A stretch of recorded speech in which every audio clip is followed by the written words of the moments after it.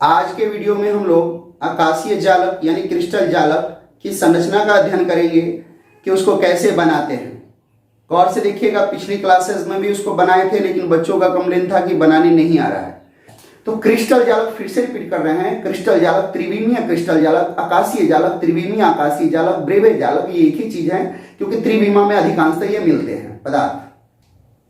तो बिंदुओं का वह प्रतिरूप जो अवयवी कणों की व्यवस्था को प्रदर्शित करता है उसे हम आकाशीय जालक यानी कि क्रिस्टल जालक कहते हैं। इसका संरचना बनाना बहुत आसान है। पहले हम लोगों ने NaCl की तरह बना लेना था। अगर उस तरह नहीं बन रहा है तो फिर एक और मेथड आपको बताते हैं। आप क्या कीजिए, 9 गोले लीजिए आप लोग। 9 गोले लेने के बाद ठीक इसके नीचे बराबर डिस्टेंस पे गोले लेते जाना है। ये ध्यान रखना है, 9 गोलों को 3 लेयर में लेना है, 1 2 3, और डिस्टेंस बराबर होना चाहिए, गोलों का साइज बराबर होना चाहिए। तो ये जो गोला है, मान लीजिए ये डिस्टेंस में हम लेकर चलते हैं, इस तरह लाइन मिलाए, ठीक है। तो ये लाइन मिलाने के बाद ये ध्यान रखिएगा आपकी लाइनिंग्स जो होगी वो सीधी रहनी चाहिए। तो जब सीधी रहेंगी तो आपका काम होगा। तो यहाँ पे बराबर डिस्टेंस पे मतलब यहाँ पर आप एक गोला ले लीजिए और एक यहाँ पर गोला ले लीजिए, ठीक है। फिर इसके इक्विवेलेंट इधर आ जाइए और इसके बराबर में इधर आ जाइए। ये डिस्टेंस बराबर रहनी चाहिए। यहाँ पर एक गोला रहेगा, यहाँ पर एक गोला रहेगा। यदि आपको बनाने सीखना है तो साथ साथ आप अपना कलम चलाते रहिए तो आपको बनाने आ जाएगा इजिली। और इनको आपस में मिला लेना है। मिला लिए, मिलाने के बाद आपको ध्यान में ये रखना है कि अब 45 डिग्री के कोण पर, जैसे इसका 45 डिग्री कहाँ आएगा कोण, यहाँ पर आएगा। इसका 45 डिग्री का कोण यहाँ पर आएगा। तो यहाँ पर एक गोला ले लेना है, थोड़ा डिस्टेंस और ले लेना है कि हम लोग को स्पेस मिले। यहाँ पर एक ले लेना है गोला, ठीक है। और यहाँ भी इसके 45 डिग्री पे लेना है, बराबर नहीं लेना है, लेकिन ये जो लिए हो इसके बराबर नहीं लेना है। तो यहाँ भी आप 45 डिग्री पर एक गोला ले लीजिए, ठीक है। और इसको मिला देना है आपको। यहाँ भी 45 डिग्री पर यहाँ एक गोला ले लीजिएगा। और ये 45 डिग्री पर यही नहीं, जो जो गोला बना है वहां पर 45 डिग्री पर ले लेना है। इसके सामने भी 45 डिग्री पर, इसके सामने भी 45 डिग्री पर, इसके सामने भी 45 डिग्री पर। इसको मिला रहे हैं इस तरह। मान लीजिए आप इस तरह मिला लिए आप इसको, तो आप लोग क्या कीजिए कि 45 डिग्री पर, इसका 45 डिग्री यहाँ इसके सामने आ जाएगा। 45 डिग्री पर आप गोला ले लीजिए। इसका 45 डिग्री यहाँ आ जाएगा सामने, 45 डिग्री पर गोला ले लीजिए। इसका 45 डिग्री तो हो गया। इसके 45 डिग्री के सामने यहाँ पर आ जाइए और यहाँ पे एक गोला ले लीजिए। और फिर ये नीचे वाले के 45 डिग्री के सामने आ जाइए यहाँ पर, और यहाँ पर एक गोला ले लीजिए। और फिर वही बात यहाँ भी होगी, यहाँ भी 45 डिग्री इसके सामने आ जाइए, यहाँ पर एक गोला ले लीजिए। और इसका भी 45 डिग्री ले लीजिए और इसके सामने आ जाइए। ये ध्यान रखिएगा, इनका जो ये लाइनिंग होगा ये सेम होगा, मतलब एक यहाँ पर ले लीजिए। और इन गोलों को भी आपस में मिला दीजिए जैसे पहले मिलाए थे। तो किनारे किनारे तो मिला चुके हैं, बीच वाला बाकी है, इनको मिला दीजिए, ठीक है। मिला ही चुके हैं हम लोग। अब फिर आप क्या कीजिए, फिर 45 डिग्री पर लीजिए। इनके जो लिए हैं गोले, उनके 45 डिग्री पर फिर गोला लीजिए और उनको इसी तरह मिलाइए। मतलब इसके 45 डिग्री सामने यहां आ गया, ठीक है। अब इसके इधर भी 45 डिग्री पर लेना है और इधर भी 45 डिग्री पर लेना है, कंप्लीट। तो इसका 45 डिग्री यहां लेकर आते हैं हम लोग, तो यहां पर हो गया मान लीजिए। इसका 45 डिग्री लेकर आए तो यहां पर हम डाल दिए गोले को। सेम वही कहानी इधर भी है, इधर भी ये मूवमेंट करेगा। तो इसका 45 डिग्री यहां पर, यहां सामने आ गया, यहां पे इसका 45 डिग्री यहां सामने आ गया। और इसको मिला लीजिए आप। इसका 45 डिग्री यहां सामने कर लीजिए और इसका 45 डिग्री यहां सामने कर लीजिए। इसके सामने भी 45 डिग्री पे एक गोला रख लीजिए। तो इस तरह आप गोलों को सजा लीजिए। गोलों को सजाने के बाद ये जो कॉर्नर पे जो छुटा हुआ है इनको भी आपस में मिला दीजिए। ये कॉर्नर पर यदि आप लोग इसको आपस में मिला देते हैं तो आपकी आकाशीय जालक की संरचना बनकर तैयार हुई। देखिए यहाँ पर ये छुटा हुआ है, ये लाइनिंग पे 45 डिग्री पे छुट गया था, तो इसको भी यहाँ पे मिला दीजिए, ठीक है। तो जितने आपके गोले बचे हुए थे उनको भी आपस में आप टच कर दीजिए।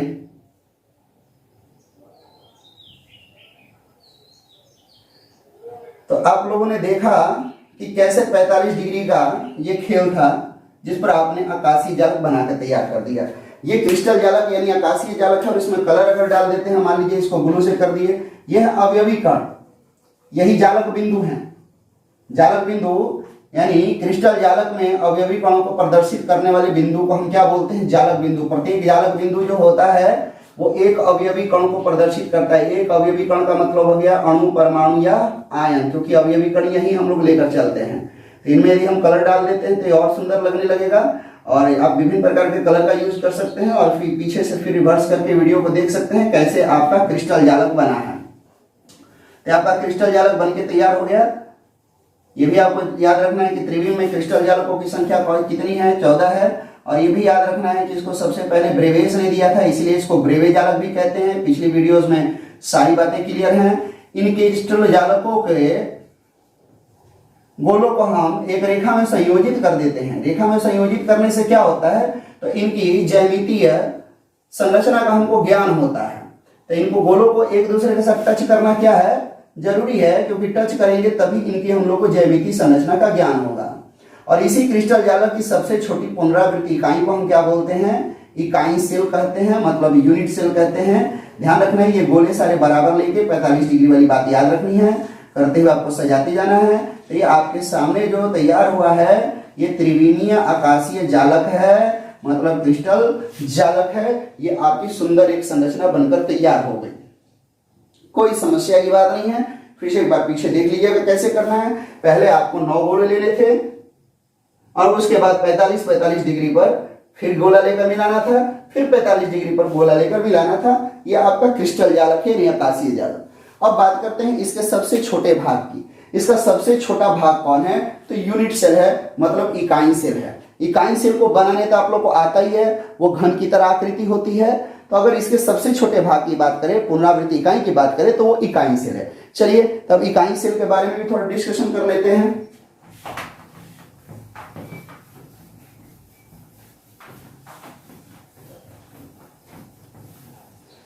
इकाई सेल क्या है? तो उसी आकाशीय जालक में से भाग निकला था कौन? छोटा सा पुनरावृत्ति इकाई का। तो इकाई सेल को भी आप इसी तरह किए थे, ध्यान दीजिए। आपने इस तरह लिया था और इस तरह लेकर कॉर्नर टू कॉर्नर मिला दिया था, घन बना दिया था। ये कॉर्नर में यहां क्या थे?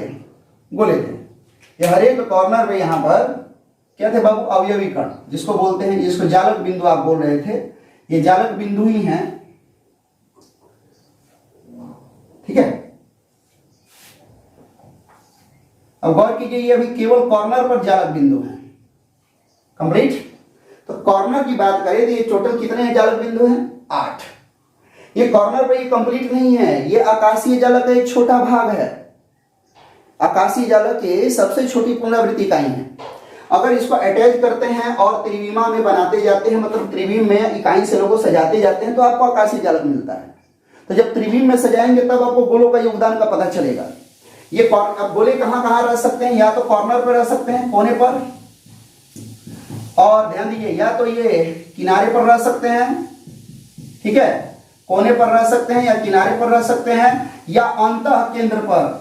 यह है अंतः केंद्र। अंतः केंद्र पर गोले रह सकते हैं। अंतः केंद्र मतलब बॉडी के एकदम सेंटर में, जो कि पीछे आप लोग को 3D एनिमेशन के द्वारा समझा चुके हैं। ठीक है। तो ध्यान रखिएगा कि गोला है कहां, तो वो देखिए ये अंतः केंद्र कितने आ सकते हैं आपके पास। तो अंतः केंद्र तो केवल एक ही आएगा, अंतः केंद्र केवल एक आएगा और इसका योगदान कभी भी पूर्ण होता है, संपूर्ण होता है। इसमें कोई भी काटछाट नहीं है। अंतः केंद्र पर अवयवी कण का पूर्ण योगदान होता है। लेकिन कॉर्नर पे बात करें तो इसके कॉर्नर के बगल में और इकाई सेल है, लंबाई चौड़ाई ऊंचाई में। तब जब यहां बात करते हैं तो जो कोने पर कणों का योगदान होता है, सहभागिता होती है, वो होती है 1/8। अगर किनारे पर, किनारे के केंद्र पर बोले तो किनारे कितने होते हैं इसमें? ये बात आपको पहले बता चुके हैं। इसमें 8 कोने हैं, 6 फलके हैं और 12 किनारे हैं। तो फलक का मतलब ये हुआ, ये इसके सेंटर पे हुआ, राइट। तो जब अगर फलक के केंद्र पर है, तो ये फलक के केंद्र पर है, तो फलक के केंद्र पर कितना योगदान होता है आपका, वो देख लीजिए। तो फलक के केंद्र पर जब भी कोई होता है तो उनका योगदान होता है 1/2, क्योंकि ये दो के बीच में क्या करते हैं? सहभागिता करते हैं, अपने आप का योगदान करते हैं। और ये अगर किनारे के केंद्र पर रहेगी, किनारे कितने हैं 12, किनारे के केंद्र पर रहेगा तो किनारे पे केंद्र पर जो योगदान होगा वो बराबर होगा 1/4, क्योंकि ये 4 के साथ अटैच रहेंगे। ये किनारा जो है ये तो 2 तो है ही, इसके बगल में भी रहेंगे जब 3D में सजाओगे तो ये इकाई सेल की बात थी बाबू। इकाई सेल मतलब आकाशीय जालक की सबसे छोटी इकाई को इकाई सेल कहते हैं, यूनिट सेल। अगर त्रिविमा में इकाई सेल को बार बार पुनरावृत्ति करोगे तो जैसा पीछे स्ट्रक्चर बनाए थे वैसा ही स्ट्रक्चर बनके आपके सामने हाजिर होगा। वो स्ट्रक्चर भी NaCl की तरह ही था। इस समय इकाई सेल में गोले कहां यानी अवयवी कण कहां रह सकते हैं, तो या तो वो कोने पर रहेंगे, या अंतः केंद्र पर रह सकता है, या किनारे के केंद्र पर रह सकता है। यानी किनारा का मतलब जिसको आप भुजा बोलते हो, भुजा क्यों बोलते हो ना, घन का आयतन बराबर भुजा क्यों हुई, जिसमें कितने भुजा ले सकते हो आप, तो 1 2 3 4 5 6 7 8 9 10 11 12 किनारे हैं, ठीक है। तो 12 किनारे। अगर फलक के केंद्र पर बात करोगे तो फलक के केंद्र पर योगदान कितना होगा 1/2। तो जब भी किनारे पर कोई टोटल कण आते हैं उनका योगदान ज्ञात करना होता है, तो किनारे पर योगदान ज्ञात करने के लिए टोटल फलकों पे जितने कण हैं उसको 1/4 से गुणा करते हैं। कोने पर योगदान ज्ञात करना होता है तो टोटल कोने कितने हैं 8 हैं, तो 8 को हम लोग 1/8 से गुणा करते हैं। और यदि अंतः केंद्र पर होता है तो अंतः केंद्र जितने होते हैं उतना से 1 में गुणा कर देते हैं। क्यों? क्योंकि उसका योगदान पूर्ण होता है। और यदि फलक के केंद्र पर बात करें तो 1/2 योगदान है, तो जितने फलकों पर गोले रहते हैं उनकी संख्या को 1/2 से हम लोग मल्टीप्लाई करते हैं। ये बात हुई आपकी इकाई सेल की। तो हम समझ चुके होंगे कि अब आकाशीय जालक और इकाई सेल क्या चीज है, ये आपको बनाने आ चुका होगा। बहुत सिंपल है, ठीक है, गौर कीजिएगा। अब थोड़ा सा एक और तरीका बता दें इसके पैरामीटर्स के बारे में। पैरामीटर्स का मतलब आपने अभी देखा कि इकाई सेल को हम लोगों ने इस तरह बनाया था।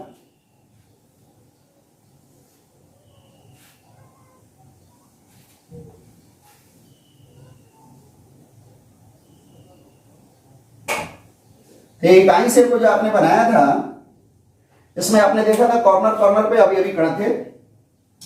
तो इसमें अक्ष कितने हैं, इसमें अक्ष कितने हैं 3 हैं, एक्स वाई और जेड। इस तरह देखने में अगर आपको दिक्कत होती है तो दूसरे ढंग से आपको बना के बता देते हैं, ठीक है। आपको घबराने की बात नहीं है, एकदम क्लियर हो जाएगा आपका कॉन्सेप्ट। दूसरे ढंग का मतलब यहां से आपको अगर क्लियर नहीं हो पाया तो आप ये क्या कीजिए, जो इधर आप गोला बनाए थे वो गोला इधर नहीं बनाकर उसको आप इधर लेके आ जाइए, ठीक है। तो ज्यादा क्लियरली आपको समझ में आ जाएगा। ये आप मिला दीजिए, कॉर्नर टू कॉर्नर क्या है 8 कोने हैं, 8 कोने पर अवयवी कण है। इसमें अक्ष कितने हैं वो देख लीजिए। तो आप क्लियरली देख सकते हैं कि ये एक अक्ष हो सकता है जिसको हम एक्स अक्ष बोल सकते हैं, और ये एक अक्ष हो सकता है जिसको हम कौन सा अक्ष बोल सकते हैं, वाई अक्ष बोल सकते हैं, और ये एक अक्ष हो सकता है जिसको हम क्या बोल सकते हैं, जेड अक्ष बोल सकते हैं। आगे बात करें, मान लीजिए कि आपको एबीसीडी मानना है, इसको जो है आप ए मान लेते हैं, ये किनारे की लंबाई ए है, ये किनारे की लंबाई आप बी मान लीजिए, और ये किनारे की लंबाई क्या मान लीजिए सी मान लीजिए, ठीक है। तो ए बी सी, तो ए के सामने जो कोण बनेगा वो बनेगा अल्फा, बी के सामने जो कोण बनेगा वो बनेगा बीटा, और सी के सामने जो कोण बनेगा वो बनेगा गामा। तो हो गए अल्फा बीटा गामा, और ये 90 डिग्री के होंगे तो ये क्यूबिक होगा, मतलब सबसे अधिक सममित होगा। अगर अल्फा बराबर बीटा बराबर गामा बराबर 90 डिग्री है तो ये सममित होगा सबसे अधिक, यानी ये क्यूबिक प्रणाली होगी। यानी कि ये जो विमाएं हैं एबीसी, ये जो विमाएं एबीसी हैं वो परस्पर लंबवत हो भी सकती है और नहीं भी हो सकती हैं, ध्यान रखिएगा। तो ये लंबवत हो सकती हैं और नहीं भी हो सकती हैं। तो इसी एबीसी और अल्फा बीटा गामा को हम बोलते हैं इकाई सेल के प्राचलन, और इसी के आधार पर क्रिस्टल जालक को 14 भाग में डिवाइड किया गया था। क्रिस्टल तंत्र के आधार पर क्रिस्टल तंत्र को 7 भाग में बांटा गया था इन्हीं विमाओं के आधार पर, मतलब अक्षीय लंबाई एबीसी और अक्षीय कोण अल्फा बीटा और गामा के बीच में क्या रिलेशन होगा, उसके आधार पर इसको 14 क्रिस्टल जालक में बांटा गया था। और क्रिस्टल तंत्र कितने इसके आधार पर बनाए गए थे 7। तो ये अक्षीय लंबाई और अक्षीय कोण के आधार पर जो क्रिस्टल तंत्र है वो कितने प्रकार के हैं 7 प्रकार के हैं। और क्रिस्टल जालक कितने प्रकार के हैं? 14 प्रकार के हैं कि जो 7 में से ही बने हैं। तो ये अल्फा बीटा गामा कहाँ रहेगा और एबीसी कहाँ रहेगा ये भी आपको पता चल गया। इसमें भी बहुत से बच्चे प्रॉब्लम पूछ रहे थे। अब गौर कीजिए, एक छोटा सा एक तरीका बता देते हैं इस वीडियो को अंत करने से पहले, वो है IMCM। आपको क्रिस्टलीय ठोस के प्रकार याद कराने का तरीका है